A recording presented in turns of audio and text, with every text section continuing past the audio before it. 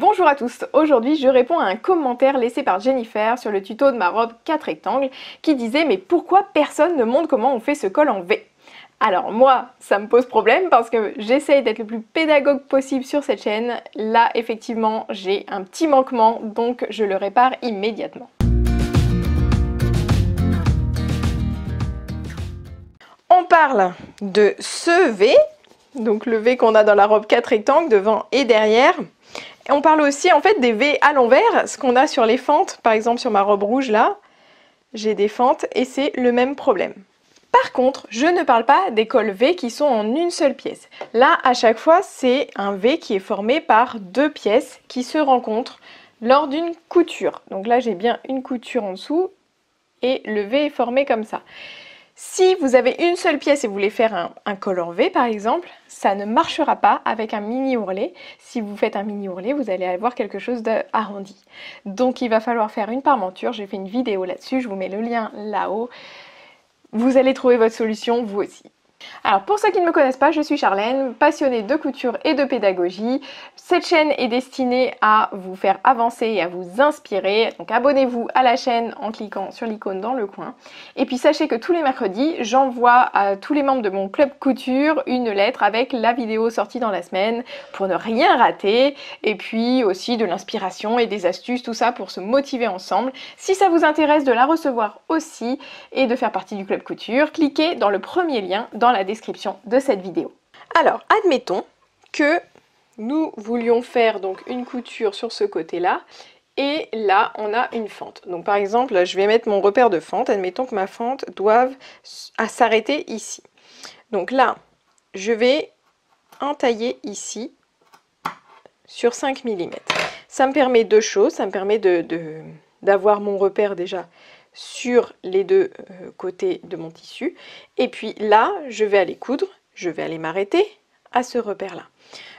Avant toute chose d'ailleurs, je vais surfiler.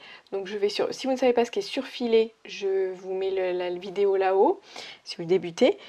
Et on va aller surfiler tout le haut jusqu'à notre repère. Pareil de l'autre côté. Voilà, là j'ai fait un point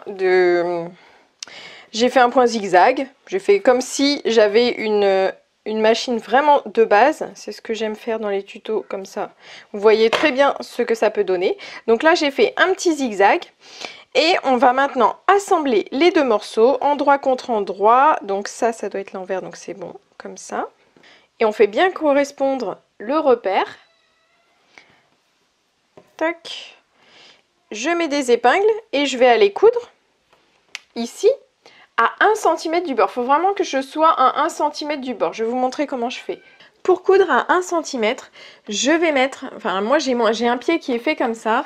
Là, quand je sélectionne le point de base, ça coud vraiment ici. Et j'ai pile poil 1 cm jusqu'au bord de mon pied de biche. Donc ça tombe très bien. Si vous avez ce genre de machine, comme donc moi c'est une Brother MS4, mais sur la FS40 je pense que c'est pareil, vous pouvez utiliser ce repère-là. Sinon, trouvez vous-même votre repère, et si vous n'avez pas de repère, mettez un petit scotch sur le côté à 1 cm pour être sûr de coudre à 1 cm. Après, je débute. Donc quand je débute, hop, je fais un point d'arrêt en faisant quelques points arrière et je fais, hop, je vais en avant. Donc, je couds à 1 cm jusqu'à mon repère. Je suis arrivée au repère, je fais un bon point d'arrêt avec 3 points arrière, 3 points avant. Hop. Une fois que c'est fait, on va venir écraser notre couture avec le fer à repasser. Donc on va ouvrir notre tissu et on va ouvrir les marges de couture et les écraser avec le fer à repasser. Et on va prolonger son geste avec son fer à repasser jusqu'à la fente pour écraser les replis du tissu, les bords du tissu à l'intérieur. Ensuite, on va prendre nos ciseaux et au niveau du début de la fente, on va faire notre petite entaille. Alors normalement, on a déjà une petite entaille, mais on va la prolonger de manière à ce qu'elle fasse vraiment la moitié de la marge de couture, c'est-à-dire 5 mm. Et ensuite, on va replier le tissu pour que ça fasse en fait un petit ourlet replié 2 fois. Voilà, sur 5 mm. Donc on rentre la partie extérieure sur 5 mm. Et ça nous fait notre petit ourlet. On peut fixer avec un petit coup de fer. Et puis on va aussi mettre des épingles. Pour les tissus qui bougent beaucoup, je vous conseille fortement de faire un bâti, c'est-à-dire de bâtir, ça veut dire coudre à la main grossièrement pour fixer tout ça et éviter d'avoir plein d'épingles dans un tout petit ourlet. Donc là, je vous montre un petit peu ce que ça donne quand on bâtit. On remplace littéralement les épingles qu'on a mis en place.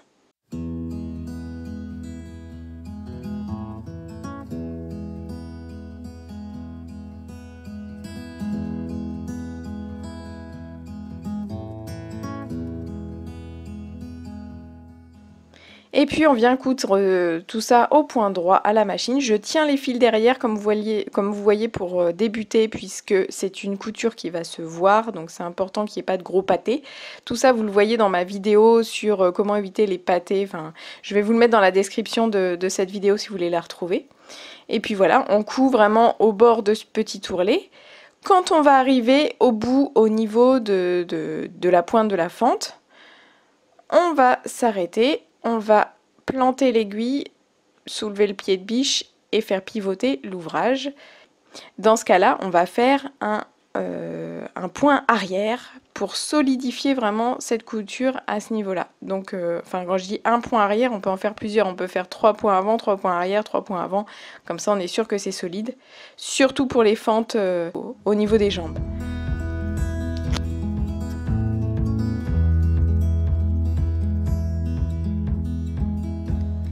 Quand c'est fini, on retire le fil de bâti. Vous voyez, d'un seul coup de main, ça peut s'enlever. Et voilà le résultat. Là, on voit que j'ai solidifié juste au niveau de la fente. Un petit coup de fer par-dessus tout ça et le résultat est nickel. Si cette vidéo vous a été utile, mettez un petit pouce vers le haut, écrivez-moi un commentaire ou simplement un merci, ça fait toujours plaisir. Et on se retrouve très vite dans une nouvelle vidéo. N'oubliez pas de vous inscrire à la lettre du Club Couture en cliquant dans la description de cette vidéo et puis de vous abonner à la chaîne. Allez, à très vite!